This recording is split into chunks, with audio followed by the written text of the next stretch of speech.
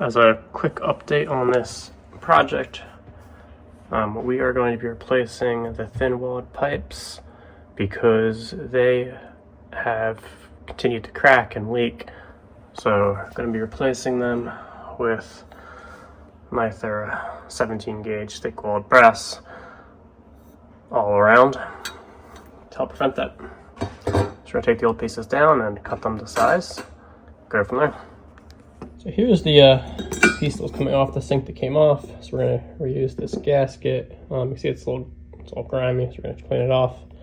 The piece that goes under the sink is flanged. For fun, we're also going to measure the wall thickness. The tube we're replacing the old wall thickness. You can also see the folks who cut this originally did a horrifyingly bad job. It still worked, but it's not the quality that I like to put into my own work. So let's clean this up and do some measurement.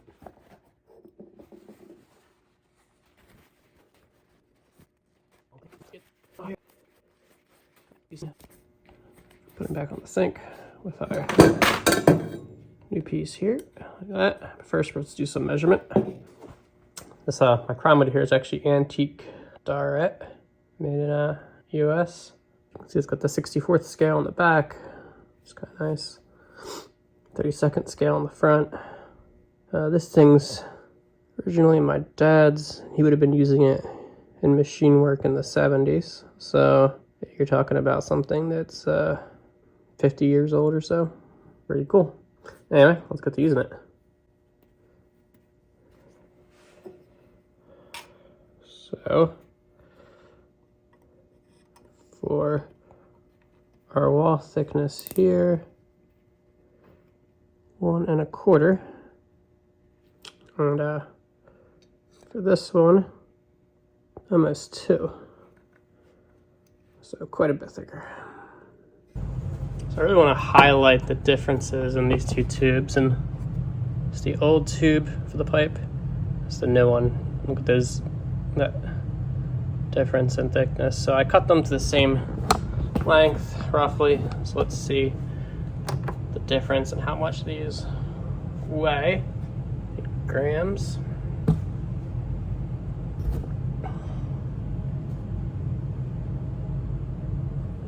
The old one weighed 56.4.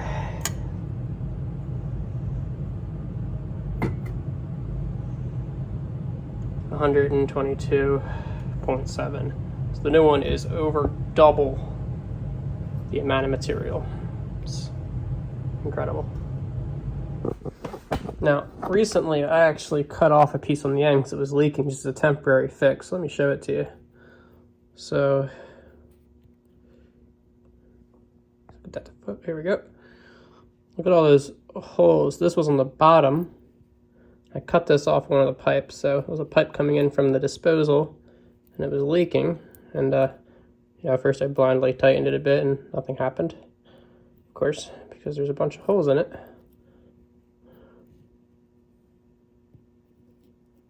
This is why you don't use thin wall material.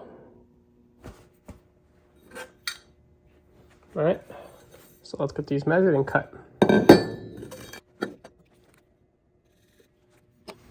All right, so you can see I labeled these ones as disposal side, and we're making our cut. I'm gonna deburr the outside.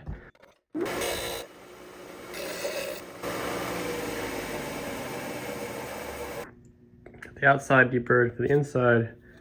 I'm going to use a deburring tool, which you use for like copper pipe and stuff like that. And this is such soft material that deburrs that really nicely. There we go. So that one's ready. On to the next one.